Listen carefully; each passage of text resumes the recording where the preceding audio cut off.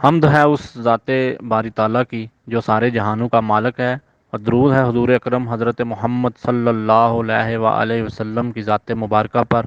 اللہ سے دعا ہے کہ وہ ہمیں دنیا و آخرت کی تمام بلائیاں عطا فرمائے۔ بسم اللہ الرحمن الرحیم۔ السلام علیکم۔ آج 22 اکتوبر اور ہفتے کا دن ہے، 25 ربیع الاول ہے۔ سب سے پہلے بات کریں گے ترجمان اسلامی امارات افغانستان ذبیح اللہ مجاہد صاحب کابل میں داعش کے خلاف کیے جانے والے آپریشن کے بارے میں خبر دی، جس میں انہوں نے بتایا کہ اللہ کی مدد سے اسلامی امارات کی اسپیشل یونٹ فورس نے ISI گروپ کے خلاف کامیاب کارروائی کی۔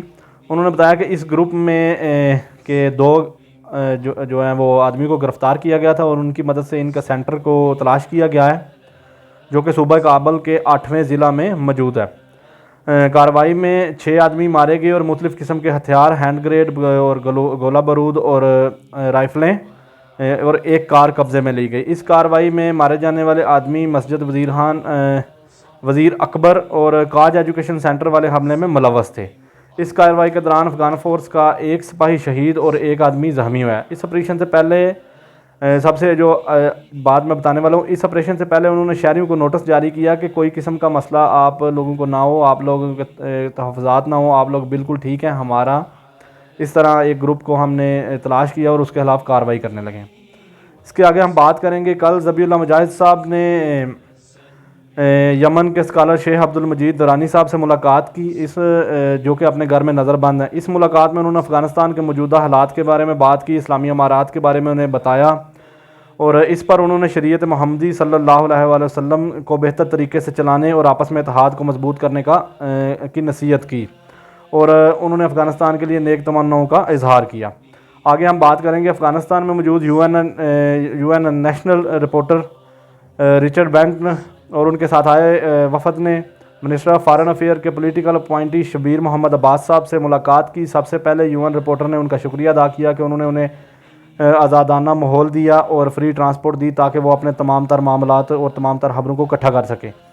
اور محمد عباس صاحب نے کہا کہ انسانی مشکلات پوری دنیا میں ہیں اور ہمارے ہمسائے ملکوں میں ہیں، اس کے علاوہ یورپ میں بھی ہیں، اور افغانستان ابھی بھی آدھا افغانستان حالت جنگ میں ہے، اور پچھلی حکومت میں پیش آنے والے تمام تر جو ہیں وہ مسائل ہم ان پر قابو پا رہے ہیں، جس میں خودکشی اور اس کے علاوہ عورتوں کا غیر قانونی قتل، قیدیوں پر تشدد کے معاملات بالکل زیرو ہیں پچھلی حکومت کے معاملات میں۔ اس کے علاوہ انہوں نے کہا کہ UN کو معاشی مسائل کو حل کرنے کے لیے ہمارے اوپر لگائی گئی بینکنگ پابندیاں اور نشہ آور لوگوں کے علاج کے لیے اور اس طرح ہمارے جو ہے معاشی مسائل کو حل کرنے کے لیے ہماری مدد کرنی چاہیے۔ اس پر UN نمائندہ نے کہا کہ وہ غیر ملکی نمائندگان سے بات کریں گے، جو لوگ عطیہ لوگ کلیکٹ کرتے ہیں، کہ وہ افغانستان میں غربت کو ختم کرنے کے لیے اپنا بھرپور کردار نبھائیں۔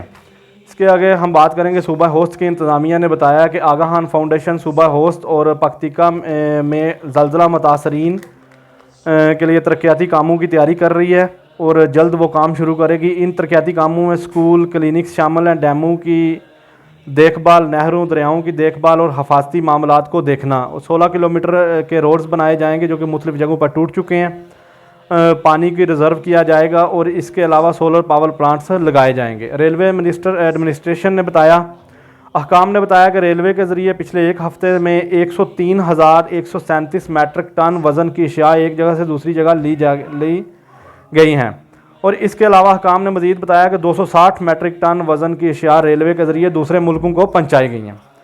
آگے ہم بات کریں گے ڈپٹی ایڈمنسٹریٹو فارن افیئر مولوی عبدالسلام حنفی صاحب نے، جنہوں نے صوبہ جوزجان، تہار اور فاریاب کے اسکالرز اور سرداران سے ملاقات کی۔